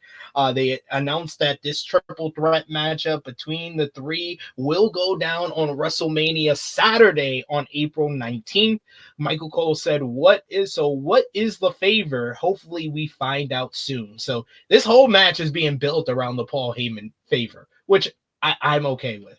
People, I love the people that are still trying to make this. Oh yeah, the winner should get the night to be in the Cody Cena match. I'm like, why are you trying to convolute something that doesn't need to be convoluted? Shut the fuck up! Out your damn mind. Yo, this is why wrestling fans don't book. This is why they don't book.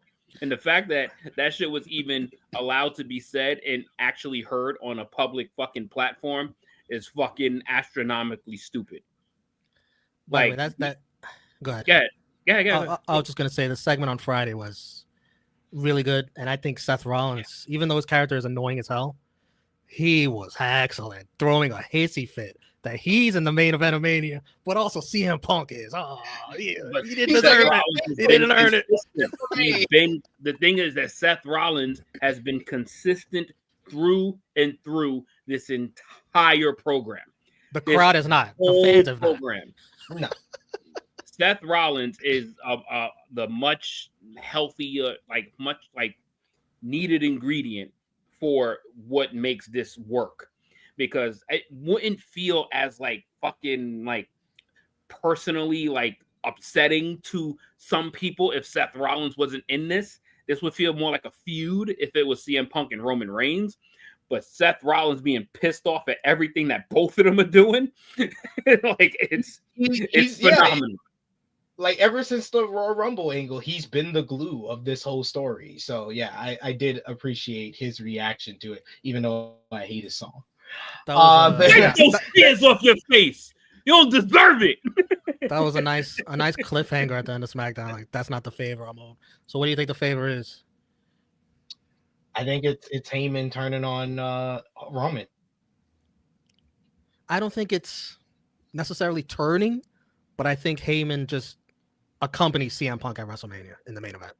He's in Punk's corner. I think it's Heyman making sure Punk wins. That's too much for me. Punk, you don't need to do that. But he could screw Seth Rollins in doing that favor. If you screw Seth Rollins, Seth Rollins deserves it. I mean, Seth Piece of Rollins is going to trash. be the unfortunate, like he's going to be the fucking fall guy in all of this. But I still think he can win. He ain't winning. I think he can. I don't think he's winning. I think Punk has to win. And there's more roads with CM Punk winning this match. Like there's just Roman's not winning for sure. That's for sure. Yeah, because Roman doesn't need to win. Right. He's going to take the next month or two off. See you at SummerSlam, John. Yeah, he'll be at Roman will be at Money in the Bank. Oh man, we go backstage and we go to the Judgment Day hanging out. Finn Balor and Dominic Mysterio were back on the same page. Balor sarcastically offered his condolences to Raquel Rodriguez for losing her Intercontinental title match last week. Balor said that he would be the one to bring home the IC title to the Judgment Day, which Raquel did not like at all, before kicking out Carlito from the backstage area. That led into our next matchup, tag team action, the Judgment Days, Finn Balor and Dominic Mysterio with Carlito in their corner, going up against Penta and the Intercontinental Champion Braun Breaker. Penta hit a dive early on before we went to another commercial break. I think I saw the graphic on the big screen. Judgment Day used a referee distraction to take control. Penta gave Dom a backstabber after the commercial break, and he made the hot tag to Braun, who handed out a pair of suplexes to Balor and Dom. Balor and Dom set up a double team vertical suplex on Braun, but Braun hosted them up and gave them a very impressive double suplex instead. Braun hosted up Balor on his shoulders for a Steinerizer as Penta came off with an elevated sling blade. That was a nice moment in the matchup. Dom broke up the cover though. Then we get Penta went for a Canadian Destroyer on Balor, but Dom grabbed him from the apron. The referee just stood by and watched all of this because he knew this was setting up for the planned finish. Braun set up for a spear, and Dom warned Balor it was coming, so Balor moved out the way, and Dom pushed Penta into the spear from Braun. They took care of Braun, taking him out of the ring as Dom drop kicked him out, and then Balor followed up by hitting the coup de grace on Penta for Penta's first pinfall loss in the WWE, as the Judgment Day pick up this tag team victory here. This was a surprising win for the Judgment Day, as Finn Balor, I'm not used to him picking up wins at all, even though this was a tag team victory, still not a singles win. But the Judgment Day were... There you go. The Judgment Day were very And also pleased with rhymes them. with Finn too. The Judgment Day were very pleased with themselves post-match. Finn and Dom hugging each other. Backstage a little bit later on, we saw Braun was about to get interviewed when Penta confronted him and called him stupido for He spearing him. deserved it. Officials quickly stepped in and pulled Penta away while Braun told him to watch his mouth. Later on in the show, even later on in the show, we saw the Judgment Day meeting up as Balor was very pumped up over his win, saying that he got the win in the tag team matchup. Balor says that he was excited after pinning Penta and getting the better of Braun Breaker once again. Balor left to go talk to Adam Pearce, as he says it's WrestleMania season and he's going to talk about getting a shot at the IC title. They were all on the same page until Finn left and Liv Morgan noticed that Balor was taking all the credit. She told Dom that Balor had already lost to Breaker while Dom had not. She said that Dawn she was going to talk to Adam Pearce when Balor was done, and that she was going to talk about Dom getting an opportunity. Dom was unsure about all of this as he doesn't want to piss off Balor, but there was nothing he can do about it. She was already gone. What a girl. Get yourself a girl like Liv. This was fine. Tag team matchup. Nothing much to write home about. It was mostly about Judgment Day picking up the victory. JJ, Well, can you talk about one thing? SB3, can you talk about that Judgment Day theme gets no pop? No pop. It's awful. It stinks. It fucking sucks. It's trash. Theme's trash. Theme is like you almost got to fucking figure out who's coming out. Yeah. It's bad. Match was okay. I will just say though, I do not like Braun Breaker as a face at all. Like I don't like him as a baby face at all. Like I think the pandering, dog barking, I don't like it. I did like the "Who let the dogs out" chant though. That was fun. So that ain't gonna happen. That ain't gonna happen here. That ain't happening in America. Tell you that.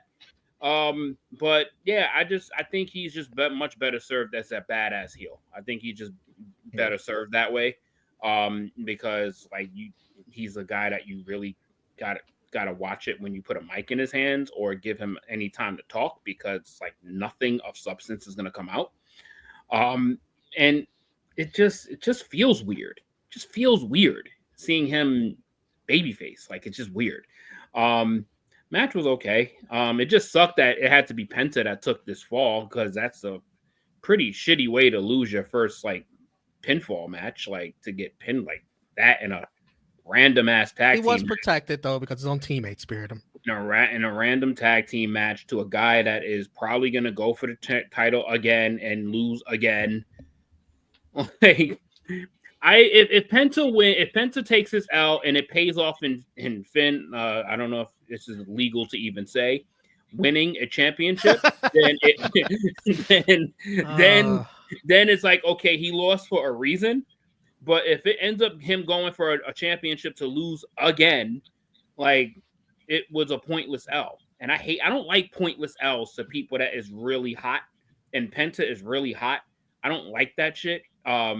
Hopefully, it pays off for Finn after 2.5 years. Let's see and hope that he gets something other than a tag team championship. But, well, it's like we're holding out hope, man. It's like almost like that 7-year run where we was chanting CM Punk's name for him to come back to wrestling. And it just didn't happen for the 7 years. It's like holding out hope for Finn Balor to win a singles championship. It's like that. It can still happen, like it can still happen. It can still. So you're saying there's a chance? There's a glimmer of hope there. Is Finn gonna win it? Hey, listen. We've seen miracles, right? We've seen the Jay and Gunther rivalry revived. So we've seen miracles. So it's possible. Shit's possible. It's not impossible, that's for sure. I forgot to get to this super chat donation real quick from Vala B, talking about the opening segment, saying taking money from billionaires is a good thing, though. I do agree. It is a good thing. It's not the worst thing. So Cody Rhodes, you're all right in my book. Take money from billionaires as much as possible. John Cena takes money from billionaires all the time for every movie he does and every wrestling match he does. And Chase, I just want to let you, if I get arrested and then Finn wins the championship, I want to get bailed out with interest. JJ under arrest for suggesting Finn is going to win at Mania. That's what Chase said. I'll say that SP3 knows my feeling. Like, established tag teams should not be losing to tag teams teaming up for the first time. So I'm fine with the Judgment Day winning. It wasn't clean. Braun had to mess it up for Penta. So I think the booking there was fine. Finn Balor is hilarious. Oh my goodness. Say what you want about Finn always getting pinned, but the actual character that Finn Balor is playing right now, the delusion, is highly entertaining to me. It's been he's playing his role very well, of a guy that just never wins. Then when he wins, he's like, Finn is back. He's tweeting, Finn is back. I'm on a roll. And then he goes backstage and he makes it all about himself. And the Judgment Day is looking at him like, this poor guy. Lord, bless his heart. That's what Raquel was looking at. Bless his heart. Like, this guy is so out of his mind. He's going to go talk to Adam Pearce. What? You what? And then he takes a shot at Raquel. It's like, tough loss. I'll be the one to bring Intercontinental Championship home to the Judgment Day. Oh, it's so like, nigga, you just lost. you lost too. Bruh. It's so entertaining. Like, and listen. Like Romeo and Finn, they both got amnesia, bro. And listen. The way the other people are playing this in the Judgment Day, especially Dominic. Like, Dominic's like, what do you mean, Liv? Like, okay, I guess. Dominic's actually defending Finn. It's like trying to see the good in him. It's like the way Dominic is playing this is like a baby face. It's not the Dominic I know would be like trying to get this title shot too, actively trying, like actively trying to be in this match too. You know why? Because Dom is the true leader of the Judgment Day. They're going to be the baby faces. They want to see their colleagues and their peers get success because their success brings him success. And I'm telling you, this is my sleeper pick. I think Dom's going to win this at Mania. When he's put in the match, it's gonna be funny next week when they officially announce the match. I hope 2 weeks before you finally announce the match. Right? Finn's reaction is going to be hilarious because he could either A, lose it, or B, pretend to lose it and then fake being happy, like, and then try to game plan. Dom, you're gonna help me win. And then when the actual match happens, Dom wins. He's gonna call him asleep again. The direction is have Dom win, and then have Finn be miserable, but pretending to be happy, but be miserable, and then somehow you get the turn. No, what they need to do is have Braun spear Finn, and then Dom gets like hit, and he falls on top of Finn, and that's how he wins the Intercontinental. What's that finish from? That's finish from a few matches. That's the finish of how Eddie won his first Intercontinental title over China. Oh, it fits perfectly. Are you kidding me? That is poetry. That is poetic. Oh, sign me up. I'm here for it. Because he is sort of going through his Eddie phase right now. He is dominant. Backstage, we saw Chad Gable told Adam Pearce he was impressed with El Grande Americano and would love to wrestle him one day. Gable says that he was still sick, though, and couldn't compete. He produced a doctor's note, which Pearce said that was too bad because they were going to be in Gable's hometown of Minneapolis next week. Gable wanted to wrestle next week and said that he would be fine, but Pearce said that he should recover. He said instead, El Grande Americano would be in a matchup. Gable was disappointed because he still wanted to wrestle in his hometown instead of his alter ego, of course, but was caught in a lie and couldn't do anything about it.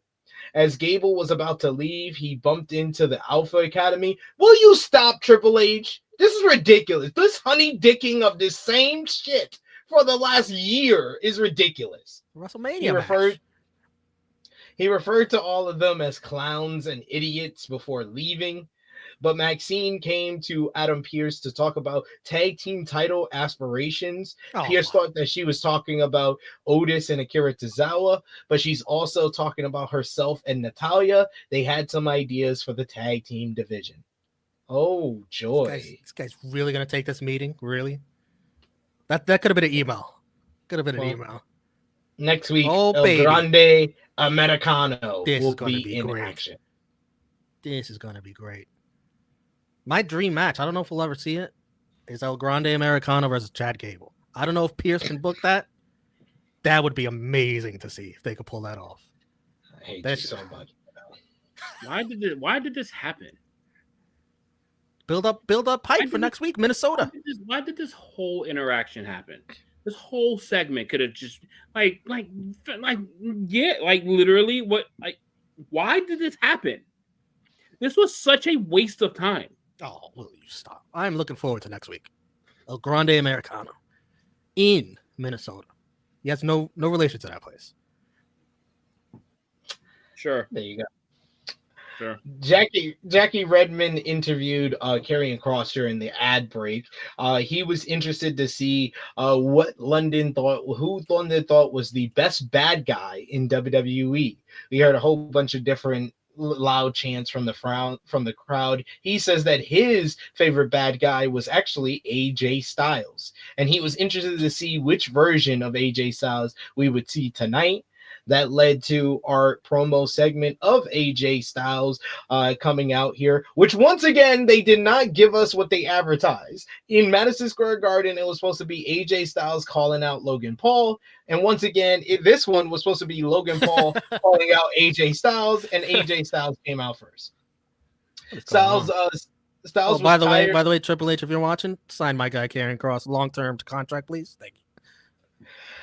Styles was tired of waiting in the back, so he called Paul out, who entered to a ton of heat. Oh my man, y'all hate this guy. Jeez. I literally had to watch this back on Netflix because I could not hear a word this man was saying. Man, drowned him out.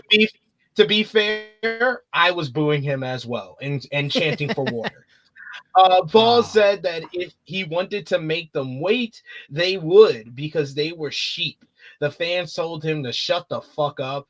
Paul said that he had a change of heart. He was a dad now, a girl dad. He wanted to teach his daughter the art of forgiveness. So he forgave Styles for what he did at Madison Square Garden. He warned Styles not to try it again, though. Styles says that he had a daughter too, and he forgave Paul as well. Paul didn't understand. Styles says that he forgave him for being the biggest douchebag to ever step foot in WWE. Styles said that Paul bragged about his success and his money, but the fans didn't care about that. They wanted to see what he would sacrifice in the ring for them. Styles says that Logan might be talented, but that can only take him so far. He wondered what he would do with all that talent. Logan says that he would ask for Styles' advice, but you should never take advice from someone you wouldn't trade places with. Styles warned him not to write a check that his ass couldn't cash, but Paul asked him if that was a threat. Styles reminds him that he was in his gear, but Paul says that he doesn't fight for free. Logan insulted the fans, calling a bunch of them broke. He noticed one fan in the front row said that he spent his life savings on a front row ticket, but he was still broke. The crowd told him to be quiet. They wanted water. Prime is shit chants. Paul. That's what they were saying. Oh, that's funny. Paul pointed to the WrestleMania sign as the perfect place to face AJ Styles, but then he tried for a cheap shot. Styles saw it coming and fought back.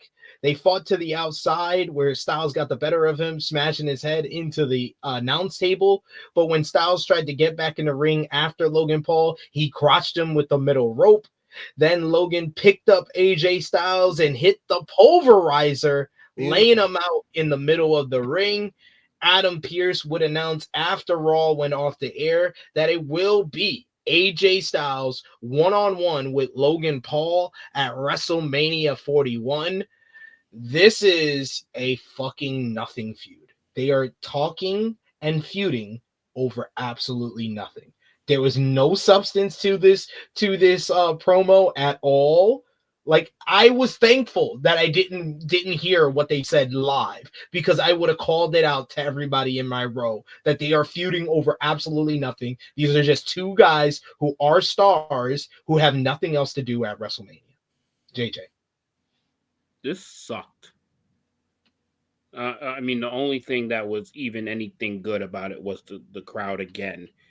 Like, I don't remember any of the words that they said. It were so bad. Like, you had just reminded me of anything that they said.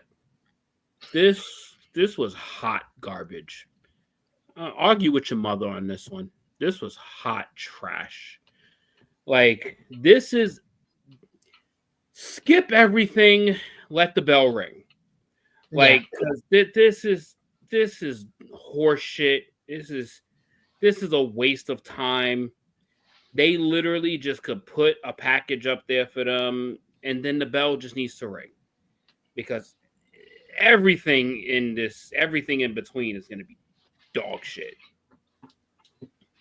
Pulverizer was cool, but it was. But yeah, I mean, he ain't gonna be able to do that to like half the roster. But that's when he gives them the best buckshot lariat in the biz. Romeo, what did you think about this promo? Yeah, I agree with you guys. I don't care too much for the material in the promos, but I am looking forward to the match. I think it has potential to be AJ Styles' best WrestleMania match. Logan Paul's got to outdo Shane McMahon. I think that's still AJ Styles' best WrestleMania match. Yeah, it is. And I'll say that it is impressive, the heat that Logan Paul is getting. I'll say that. These people hate it. But it's I don't think it's like genuine money generating heat. People don't want to listen to him or see him. That's what I felt from that nuclear heat that he got. Go away. It's go away heat. Yeah, it's go away heat. I think it is go away heat. I don't think so. Like, he can't even turn babyface if he wanted to. Well, he shouldn't be. He's a great heel. That's the thing, is that he can't. Like, he's that's what SP is talking about. He is unlikable. Like, you can't like this guy. Good. Like, so that we need wrestlers like that. Good. There's no room for a turn like ever for him. Fine. So be it. But that just means that he's a one-trick pony. Fine. It's okay. And then the trick ain't good. Because he's a good wrestler, JJ. But that's why I said they need, if they just say and skip anything prior to it and just announce matches with Logan Paul in it, I'm watching it. But if I gotta watch any prelude to anything that he's doing prior to this match, miss me with it. I don't want to see or hear it. I got a question for you guys. Is Logan Paul a future world champion? I would hope not. I think he is. I mean, he could get. Let him win the Intercontinental Championship at some point. He could win that. World. Will he be world champion one day? One day, will he? And Earth 2? Yeah, I think he is going to be one. I think he is. One time, at least. Jackie Redmond interviewed Intercontinental Champion Lyra Valkyria. Valkyria appreciated Bayley's help last week, but she wanted to prove that she could stand on her own. Bayley is the only person who has beaten her since she won the title, and it was driving her crazy. So they would have their rematch next week for the Intercontinental Championship that was announced from Minneapolis. They also announced that Seth Rollins will appear on next week's show as well. But that led into our main event of the evening. Rhea Ripley challenging Io Sky for the WWE Women's World Championship with Bianca Belair as a special guest referee. There were some spots early on where Bianca had to pull each woman off the other while they were in the ropes because they wouldn't listen to her. During a commercial break, Rhea Ripley slammed Sky and got a 2 count on a cover, but we didn't.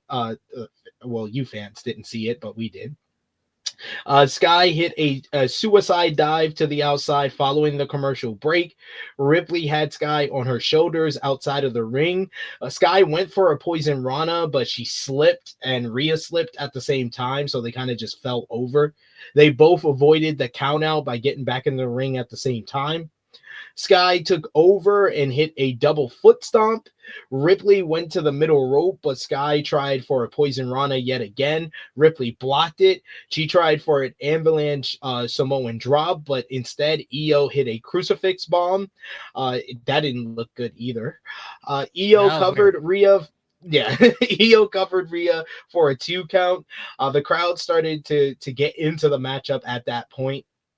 Sky tried a flying crossbody, but Ripley headbutted her out of midair. Nice. That looked beautiful. That was great. For a 2 count, they started trading counters until Rhea got her up, hit a razor's edge, a beautiful looking run, and then followed up with I think it's more of a jackknife. That was beautiful. Oh my goodness.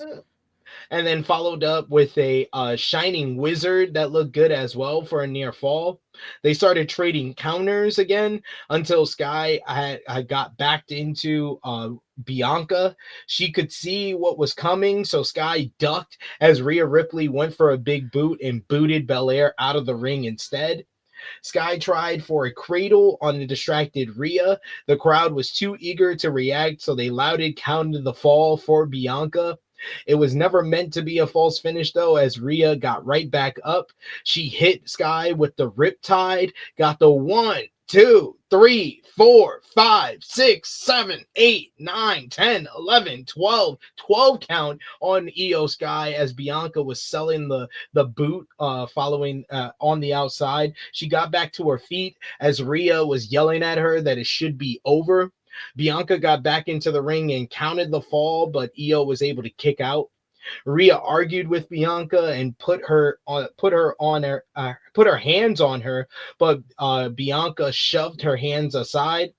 Rhea attacked Io in the ropes, so Bianca had to pull her away. Ripley then smacked Bianca. Ripley turned around and ducked upon seeing Io flying through the air with a missile dropkick, and Io hit Bianca instead. She knocked her out of the ring once again. Rhea's decked Io from behind, which didn't look good either. Bianca got to her feet and then called for the bell, saying that she's had enough. Look at that face as she called for called for a double disqualification. Rhea Ripley was absolutely pissed at this point, biting the top turnbuckle. She went outside and started brawling with Bianca. Io wiped both ladies out with the acai moonsault to the outside. Sky attacked Rhea before Bianca Belair attacked Io.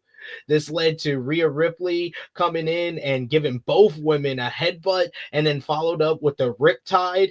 Rhea Ripley looked like she was going to stand tall as the crowd chanted one more time, one more time, one more time. So Rhea comes back in. She pulls Bianca by the braid to the middle rope, and then delivers a super Riptide as she laid out both Bianca and Io and stood tall in the middle of the ring with the WWE Women's World Championship. Wade Barrett put Rhea over as the deserving title contender, and the crowd did their part to play along. But man, that finish sucked. The match actually picked up after a couple of not so good looking spots and was a good matchup overall. But man, that finish was so lame. Like I thought we would get a non-finish, but I didn't expect it to be so lame. And it felt like, I know from people watching at home, it felt like this was a Rhea Ripley heel turn, but Bianca Belair got the most heat because of the double DQ finish. People saying Rhea turned heel? Yeah, there was a lot of people I saw saying that online. I didn't get that. Me either. I thought she came off like a badass. Yeah, especially because I was in the crowd. Yeah, I think Bianca sort of, if anything, like people are down on her for her decision making at the end there. But I think Bianca was justified, if you ask me.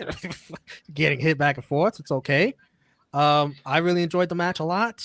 I think the ending was kind of what we all expected to get to where we need to go. Triple threat. I mean, I guess Io and Bianca are just ask for this. I don't know. I don't think it's fair for just Adam Pearce to say, "Okay, Rhea, you're in." Like, I don't think that's fair. I think they have to ask for it. I think they have to agree that they want to whoop Rhea Ripley's ass at WrestleMania. That would make more sense. The match had a little. What is that? That would make more sense. I'd rather it that, yeah. And I agree with you for the most part on the match. A few hiccups, but when it was good, it was pretty good to me. And the ending, I'm not gonna be too mad at the ending because I figured that's how you had to get there to get to where you want to go. JJ? I mean, this was probably as predictable as we probably pretty much all called this last week. It was going to be a no contest match. But yeah, it was cool. I mean, it's like, goddamn, how many fucking bumps is a referee going to take in this match before just calling it? Like, Jesus Christ, like, the fuck? Like, I mean, so the reasoning is justified, but it still was weak. Like, it just wasn't really that good. I mean, she shouldn't have been the referee in this match in the first place. I think that was just a dumb call that they made last week. But it happened. Another way for Bianca to just continue to be pissed off and just want her in this match and just get this bitch in the ring. I want to kick her ass. I don't care if it's at Mania. I want her in this match. Like, so it's coming. Whether more than likely next week, but yeah, the match was okay. Like, nothing to write home about. Like, it was cool. The headbutt spot was probably the best one off the ropes. But yeah, it was a solid match. Nothing like bad about it, terrible, but it wasn't really great. Yeah, it happened. And the super riptide, I was just more focused on that position that Bianca was in after she got let out. Like, my God, like Montez, you lucky. Montez is a sheesh. That motherfucker's a lucky man. One more thing. There was a segment backstage earlier. It was very quickly. It was like the referee explaining to Bianca how to ref. They made Bianca look stupid once again as he explains the concept of counting to 3 to Bianca. And Bianca made herself look even more dumb. She's like, 1, 2, 3, like that. 3. Oh, it's 3. All this time, I thought it was like 5 or something. Oh man, something's off about this Bianca character, man. I can see why people are doing it. It's like in the back, yeah, man. And for someone to be able to be such a really good designer and design her own gear, and is having difficulty counting to 3, like how the fuck you know how many colors of fucking materials you use? Yeah, like I know a lot of people are trying to like blame, oh, it's Europe, that's why Bianca's being booed. I was like, no, Bianca hasn't been booked very well in this rivalry too. That has something to do with it as well. Yeah. Just she ain't winning. Just know she ain't winning. Nope. I don't see that happening. I don't see. Well, no, I can see Bianca. I can see Bianca winning. I can see Bianca. I don't see Rhea winning the title at WrestleMania. I can see Bianca. Rhea. I don't see Rhea. I don't see Rhea winning the title at WrestleMania. I think I can see Io winning, and I can see Bianca turning heel and winning. I'd like that. I'd like that. I'd like her pulling a little John Cena at Chamber. Yeah, I like that. And then her in some way realizing throughout her heel turn that Naomi was right. Yes, that'd be a great story. Exactly. And then you just move Naomi and Jade Cargill to Monday Night Raw, or you move Bianca. You put the World Heavyweight Championship on SmackDown. Either way. You just flip the titles like they usually do sometimes. Yeah, I like that idea. All right, we've made it to the end of this edition of Rated Raw Review, guys. So let us know in the live chat. Final call for Super Chat donation. Thank you so much to Vala B for the Super Chats early on. Thank you. If you want to show your support, you could send a Super Chat donation. Final call for that. But most of all, let us know your match of the night, your MVP, your LVP, whether you gave the show a thumbs up, thumbs down, thumbs in the middle, and out of 10, what did you give last night's show? For me, Romeo, and Top Guy JJ, for the March 31st, 2025 edition of Monday Night Raw on Netflix in 3, 2, 1. Thumbs up from me and Romeo. Slight thumbs up from Top Guy JJ. JJ, out of 10, what did you give this week's show? I'll give it like 6.5. Like a 6.5. Like it was a solid show. Like if this show was in anywhere other than London, this shit would have been like a 5.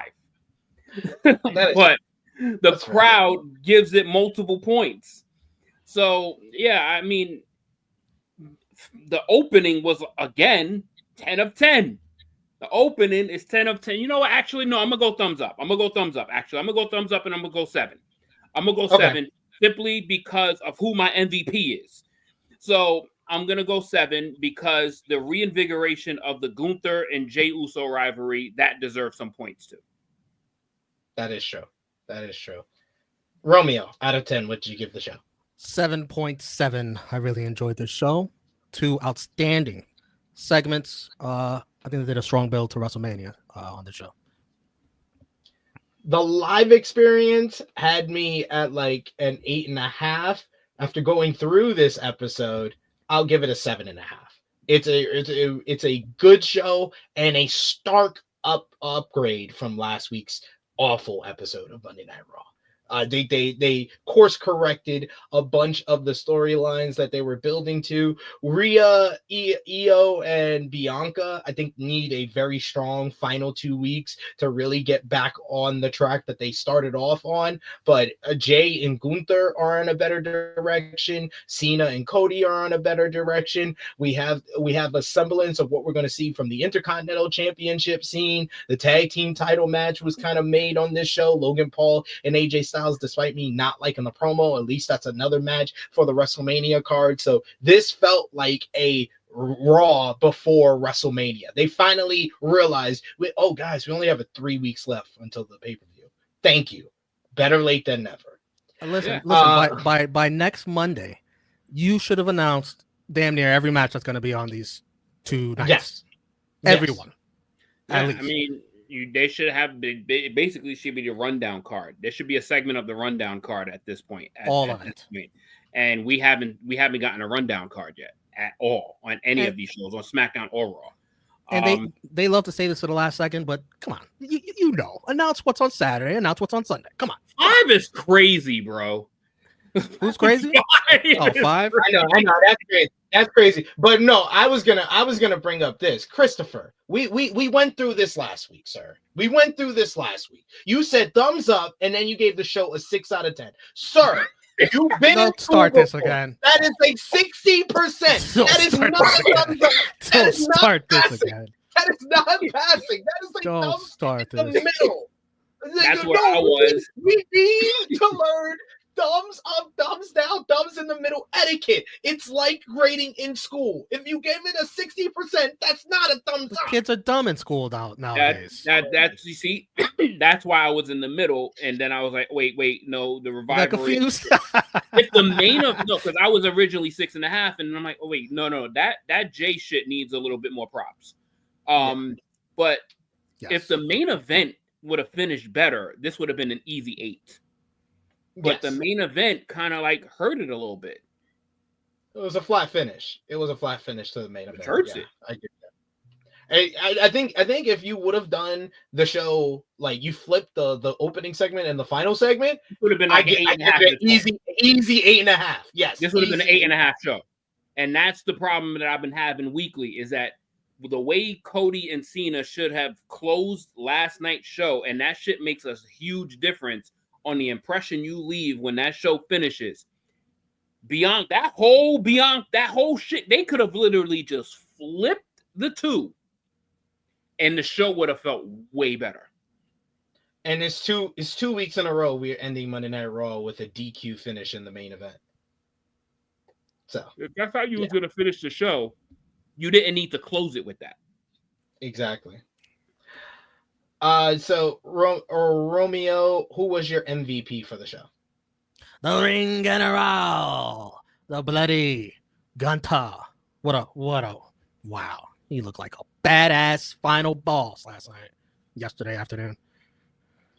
JJ, I'm going co-MVPs on this one. I'm going Gunther and Jimmy Uso. Shout out to Jimmy, Big Jim. I'm going Jimmy. Like he re-sparked this rivalry. He made this shit a rivalry.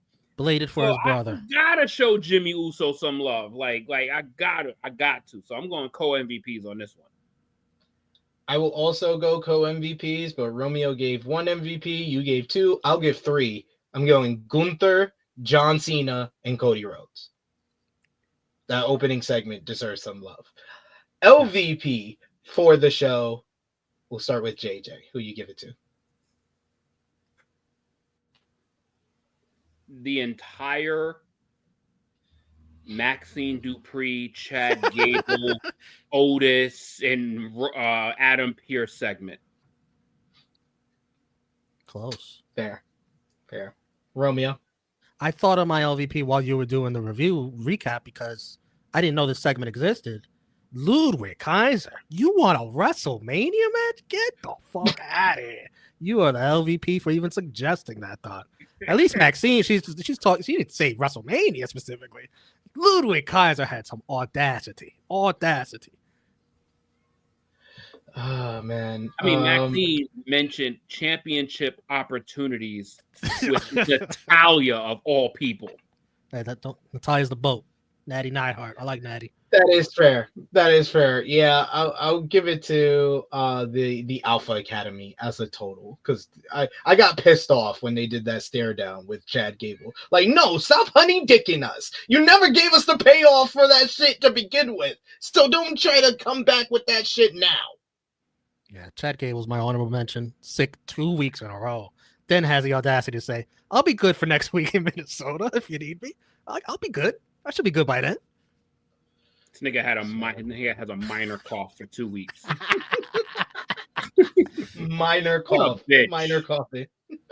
What a bitch. Oh, but that brings us to the end of this edition of Rated Raw Review. I want to thank you all for joining us live. I want to thank Romeo, Top Guy JJ, as always. Top Guy JJ, let everybody know where they can follow you on social media when they might see Instagram, you can find me at TrueHill_Top Guy JJ. And on the YouTube channel, you can find me here. I should be here next week as well for the Rated Raw Review.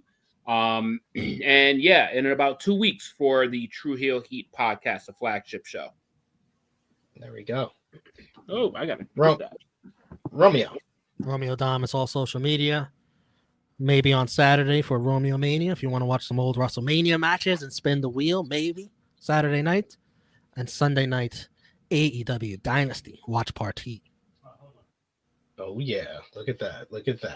You can follow me on the Twitter machine at TrueHillSP3. You can follow the gang Facebook, Twitter, Instagram, TikTok at True Hill Heat. Patreon.com/True Hill Heat. $3 a month gets you exclusive content. The best way to support us when we are not live here. I will be back live here on the channel on Thursday, 1:05 p.m. Eastern Time with AE Ramble, the best AEW Dynamite review in the land. Me and Jimmy Macaram reviewing this week's AEW Dynamite. We'll also be here on Friday for our AEW Dynasty preview. It'll be myself, Jay News, and Maggie will be joining us to break down that card. And, of course, the flagship podcast on Saturday. Join us for that as well. And then next Monday, we'll be doing an AEW Dynasty review, and possibly Sunday we'll be doing a Sakura Genesis review as well. But check out our Sakura Genesis preview that dropped on the channel yesterday with me and Jay News. Sorry. Well, there you go. But until next week, until next Tuesday, when we join you again for another edition of Rated Raw Review, for Romeo, for Top Guy JJ, it is me, your True Hill Phenom, SP3. This has been Rated Raw Review number 61, the crossroads to WrestleMania 41. We are signing off until next time. Later. Peace.